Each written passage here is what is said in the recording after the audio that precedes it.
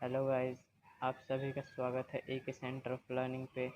आज हम यहाँ फिज़िक्स का क्लास 11th का चैप्टर 2 पढ़ेंगे, यूनिट्स एंड मेजरमेंट। चलिए चैप्टर 2 देखते हैं। Hello guys, welcome to class 11th physics. आज हम पढ़ेंगे चैप्टर 2 फिज़िक्स का, जिसका नाम है यूनिट्स एंड मेजरमेंट। यूनिट्स और मेजरमेंट में हम पहली चीज़ पढ़ेंगे कि फ़िज़िकल क्वांटिटी क्या होती है। उसी की तो हम यूनिट निकालेंगे और उसकी मेज़र करेंगे। तो फिज़िकल क्वांटिटीज़ क्या होती हैं जो हम मेज़र्ड कर सकें और जो लॉज ऑफ फिज़िक्स को सेटिस्फाई करते हो। तो फिज़िकल क्वांटिटीज़ क्या होती हैं?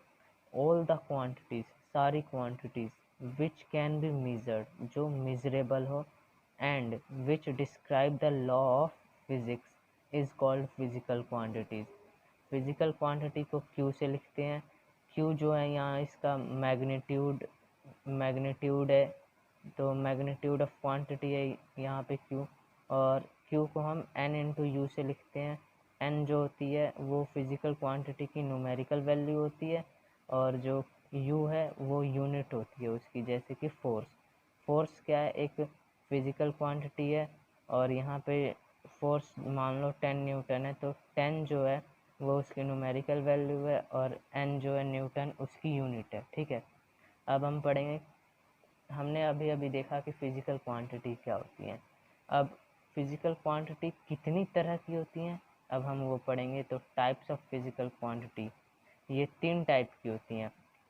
Fundamental physical quantity, derived physical quantity and supplementary physical quantities.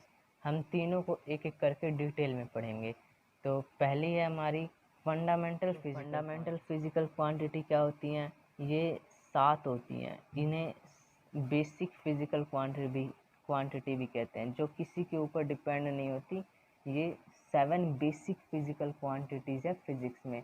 तो fundamental physical quantity, the unit of measurement of 7 basic physical quantities which do not depend on any other physical quantities is called fundamental physical quantity, और basic physical quantity भी कहते हैं इसे। ये 7 fundamental physical quantities है। पहली है मास, दूसरी लेंथ, तीसरी टाइम, चौथी टेम्परेचर, पांचवी इलेक्ट्रिक करंट, छठी लुमिनियस इंटेंसिटी, और सातवीं है क्वांटिटी ऑफ मैटर, या अमाउंट ऑफ सब्सटेंस भी कह लो, क्योंकि हम यहाँ पे अमाउंट देखते हैं, क्वांटिटी देखते हैं कितनी है। ठीक है, तो मास को हम केजी में लिखते हैं। केजी को हम डिनोट करते हैं, इसका सिंबल होता है केजी, किलोग्राम का सिंबल होता है केजी। और लेंथ को हम मीटर में मेज़र करते हैं, जिसका सिंबल होता है एम। टाइम को सेकंड में मेज़र करते हैं, जिसका सिंबल एस होता है। टेम्परेचर को केल्विन में मेज़र करते हैं, जिसका सिंबल के होता है। इलेक्ट्रिक करंट को एम्पियर में मेज़र करते हैं, जिसका सिंबल ए होता है। लुमिनियस इंटेंसिटी को कैंडला में मेज़र करते हैं, जिसका सिंबल सी डी होता है।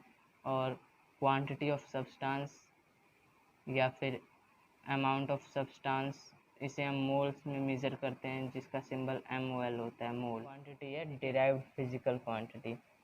अब डिराइव्ड फिजिकल क्वांटिटीज़ क्या होती हैं?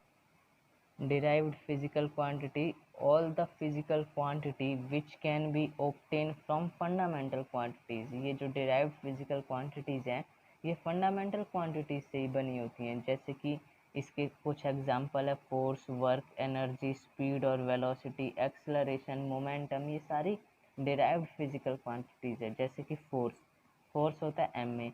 एम का मतलब मास, मास को हम मेज़र करते हैं केजी में। और ए का मतलब एक्सेलरेशन को मीटर पर सेकंड स्क्वायर में मेज़र करते हैं। तो यहाँ पे जो केजी है वो मास है, यानी मास फंडामेंटल क्वांटिटी फिजिकल क्वांटिटी है। और एम जो है मीटर है, मीटर भी फंडामेंटल फिजिकल क्वांटिटीज़ है। और सेकंड स्क्वायर टाइम है, टाइम भी फंडामेंटल फिजिकल क्वांटिटी है। तो इन्हीं सब से एक नई क्वांटिटी बनी है, वो फोर्स है। तो फोर्स जो है डिराइव्ड फिजिकल क्वांटिटी से होगी, जो फंडामेंटल फिजिकल क्वांटिटी से ही डिराइव्ड हुई है। ठीक है, और तीसरी जो टाइप ऑफ फिजिकल क्वांटिटी है वो है supplementary physical quantity.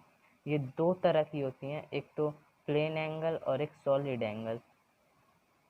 Plane angle का मतलब 2D स्ट्रक्चर बच्चों, जैसे कि एक सर्कल हो गया, सर्कल का ये कोई पार्ट है और ये उसकी आर्क है, तो ये जो है उसकी रेडियस है, ये उसका रेडियस है और ये उसकी आर्क है, और ये स्मॉल एंगल कोई है, मान लो स्मॉल एंगल पे हमने सर्कल का कोई पार्ट लिया है थीटा, तो थीटा जो होता है वो आर्क अपॉन रेडियस होता है। जो आर्क है उसकी ये वाली लेंथ यहाँ से यहाँ तक, ये जो है उसकी आर्क है, ठीक है। और प्लेन एंगल की जो थीटा को जिसमें मेजर करते हैं वो होती है रेडियन, रेडियन का सिंबल RAD होता है। और सॉलिड एंगल दूसरी है, सॉलिड एंगल यानी बच्चों 3D स्ट्रक्चर, जैसे कि एक स्फीयर हो गया, बॉल, बॉल का हमने कोई छोटा सा पार्ट काट लिया, जैसे कि ये है बॉल का एक छोटा सा पार्ट, तो ये जो 3D एंगल दिख रहा है आपको, ये ये एंगल है सॉलिड एंगल। सॉलिड एंगल ये थीटा है, और ये मान लो उसका एरिया, ये जो है ये वाला उसका एरिया हो गया, ठीक है, और ये उसकी रेडियस है। तो यहाँ पे theta is equal to A upon A यानी एरिया अपॉन रेडियस का स्क्वायर है, ठीक है। और इसको हम मेज़र करते हैं स्टेरेडियन में, जिसका सिंबल होता है SR। अब डायमेंशंस क्या होते हैं? Dimensions are the power to which a fundamental quantities are raised to represent a derived unit of that quantity. किसी भी क्वांटिटी की किसी भी डिराइव्ड क्वांटिटी की यूनिट को रिप्रेजेंट करने के लिए हम डायमेंशन का यूज़ करते हैं। और डायमेंशन में जो फंडामेंटल क्वांटिटीज़ होती हैं, उनकी जो यूनिट होती है, जैसे कि फंडामेंटल क्वांटिटीज़ ये 7 हैं। पहली है mass, length, time, electric current, temperature, luminescence density और अमाउंट ऑफ सब्सटेंस। तो मास को हम डायमेंशन की फॉर्म में m से लिखते हैं, लेंथ को L से, टाइम को T से, इलेक्ट्रिक करंट को A से, टेम्परेचर को K से, लुमिनेसेंस इंटेंसिटी को CD से और अमाउंट ऑफ सब्सटेंस को मोल से लिखते हैं, ठीक है। और इनको स्क्वायर ब्रैकेट्स के अंदर बंद कर देते हैं। स्क्वायर ब्रैकेट्स का मतलब होता है यहाँ कि हम डायमेंशन के साथ डील कर रहे हैं, यानी square bracket around a quantity means that we are dealing with dimension of the quantities। Quantity उसके डायमेंशन, क्वांटिटी के डायमेंशन के साथ हम डील कर रहे हैं। तो डायमेंशन क्या होता है? फंडामेंटल क्वांटिटी के ऊपर जो पावर होती हैं उसे डायमेंशन कहते हैं, जो रिप्रेजेंट करती हैं डिराइव्ड क्वांटिटी की यूनिट को रिप्रेजेंट करती हैं।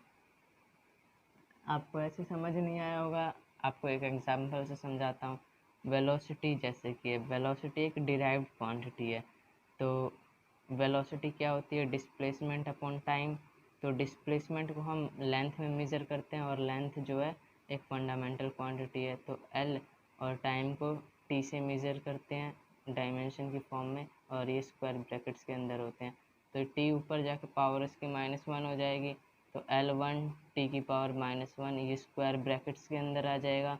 तो इसको हम ऐसे लिख सकते हैं m0 L1 T की पावर -1, और स्क्वायर ब्रैकेट्स का मतलब है कि हम डायमेंशन के साथ डील कर रहे हैं। तो अब कोई पूछे कि यहाँ पे वेलोसिटी की डायमेंशन क्या है, तो आप ये नहीं बोलोगे कि m0 L1 T की पावर -1, आप ऐसे बोलोगे dimension of velocity is 0 in mass +1 in length and -1 in time. ये होती है, इसका मतलब है 0, 1 और -1 डायमेंशन है, किस फॉर्म में? मास की फॉर्म में, लेंथ की फॉर्म में और टाइम की फॉर्म में। अब ऐसे हम कई सारी फिज़िकल क्वांटिटीज़ की डायमेंशन निकालेंगे, और आगे हम पढ़ेंगे उसके बारे में। तो ये सारी फिज़िकल क्वांटिटीज़ है, इनकी हम डायमेंशन निकालेंगे और ऐसा यूनिट भी बताएंगे। तो पहली है एरिया। एरिया क्या होता है? लेंथ इंटू ब्रेड्थ, यानी लेंथ इंटू लेंथ होता है, यानी मीटर स्क्वायर ऐसा यूनिट होगी, क्योंकि लेंथ को मीटर में मेजर करते हैं, ये भी मीटर में, तो metre into metre, metre square, ठीक है। अब यूनिट से हम डायमेंशन निकाल सकते हैं, जैसे कि मीटर स्क्वायर है, मीटर होती है लेंथ को हम डायमेंशन की फॉर्म में L से लिखते हैं, तो एल स्क्वायर हो जाएगा, यानी m0 एल स्क्वायर टी की पावर 0, और ये ब्रैकेट्स के अंदर, ठीक है। अब वॉल्यूम क्या होता है, L into B into H, length breadth height, और ये भी मीटर में मेज़र करते हैं, ये भी और ये भी, तो metre into metre into metre यानी मीटर क्यूब का मतलब एल की क्यूब, यानी m0 L3 टी की पावर 0, ठीक है। अब डेंसिटी क्या होती है, मास अपॉन वॉल्यूम। मास को हम केजी में मेज़र करते हैं और वॉल्यूम को मीटर क्यूब में, तो केजी पर मीटर क्यूब। अब इसकी डायमेंशन क्या हो जाएगा, मास को हम m से रिप्रेजेंट करते हैं और वॉल्यूम को l की क्यूब से, तो l की क्यूब अपॉन में है तो वो ऊपर जाके माइनस हो जाएगी उसकी पावर, तो m1 l की पावर -3 और t की पावर 0, ये इसकी डायमेंशन हो गई। अब स्पीड की डायमेंशन क्या होती है, स्पीड या वेलोसिटी का फॉर्मूला क्या होता है, स्पीड का होता है डिस्टेंस अपॉन टाइम, जो डिस्टेंस जो है एल से मेज़र करते हैं और टाइम को टी से, तो इसकी डायमेंशन क्या हो जाएगी, m0 L1 टी की पावर -1। वेलोसिटी का फॉर्मूला क्या होता है, डिस्प्लेसमेंट अपॉन टाइम, डिस्प्लेसमेंट को भी एल से मेज़र करते हैं यानी मीटर से, और टाइम को टी से यानी सेकंड से, तो L1 टी की पावर -1 हो गई। डिस्प्लेसमेंट अपॉन टाइम यानी मीटर पर सेकंड हो गई इसकी एसआई यूनिट। अब मोमेंटम क्या होता है, मास इनटू वेलोसिटी, तो मास को हम m से रिप्रेजेंट करते हैं और वेलोसिटी का मीटर पर सेकंड होता है यानी L1 टी की पावर -1, तो इसकी डायमेंशन क्या होगी, m1 L1 टी की पावर -1, और इसकी एसआई यूनिट मास का केजी, वेलोसिटी का मीटर पर सेकंड, तो इसकी एसआई यूनिट होगी केजी मीटर पर सेकंड। और अगली है एक्सेलरेशन क्या होता है बच्चों, change in velocity upon time. Change in velocity यानी वेलोसिटी में चेंज आ रहा है, तो 2 metre per second -3 metre per second is equal to -1 metre per second रहेगा, तो मीटर पर सेकंड है ना, उसकी यूनिट में कोई चेंज नहीं होगी, यूनिट में कोई चेंज नहीं है तो डायमेंशन में भी कोई चेंज नहीं होगा, तो ऊपर क्या हो जाएगा LT -1, L यानी मीटर और T की पावर -1, और नीचे भी T है तो एक और T की पावर -1, तो क्या हो जाएगा L1 T की पावर -2, यानी m0 L1 T की पावर -2, और इसकी यूनिट क्या हो जाएगी, मीटर पर सेकंड वेलोसिटी की, और नीचे फिर से सेकंड है तो मीटर पर सेकंड स्क्वायर। अगला है फोर्स क्या होता है, मास इनटू एक्सेलरेशन। फोर्स की मैं कहूँगा बच्चों याद रख कर लो, फोर्स की बहुत काम आएगी, हर जगह काम आएगी। तो फोर्स क्या होता है, मास इनटू एक्सेलरेशन। मास को हम केजी में मेज़र करते हैं यानी m, तो मास को हम m से लिखेंगे, एक्सेलरेशन की LT -2 से अभी हमने निकाला LT -1, तो याद कर लो फोर्स की होती है MLT -2 यानी m1 L1 T की पावर -2, और इसकी SI यूनिट जो होती है न्यूटन, और न्यूटन क्या होता है KG metre per second square, ये न्यूटन होता है, KG metre per second square, mass into acceleration. अब वर्क क्या होता है, वर्क होता है फोर्स इनटू डिस्प्लेसमेंट। मैंने कहा था फोर्स की डायमेंशन याद कर लो, किस लिए, हम यहाँ से निकाल सकते हैं, फोर्स की डायमेंशन होती है MLT की पावर -2 इंटू में एक और L से मल्टीप्लाई कर दो, तो ये क्या हो जाएगा m1 L स्क्वायर T की पावर -2, तो ये इसकी डायमेंशन होगी, और इसकी यूनिट होती है जूल। जूल का मतलब क्या होता है, न्यूटन मीटर जूल होता है, ठीक है। अब वर्क क्या होता है, वर्क एक एनर्जी है। एनर्जी क्या होती है,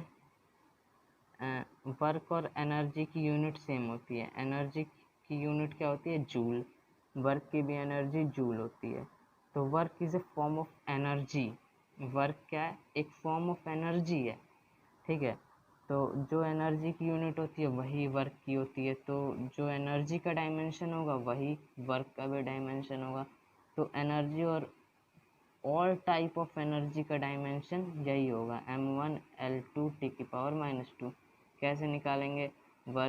वर्क होता है फोर्स इंटू डिस्प्लेसमेंट, फोर्स की आपने याद कर ली mL T⁻², इंटू में डिस्प्लेसमेंट को L से लिखते हैं तो m1 L² T⁻², और इसकी SI यूनिट हो गई जूल।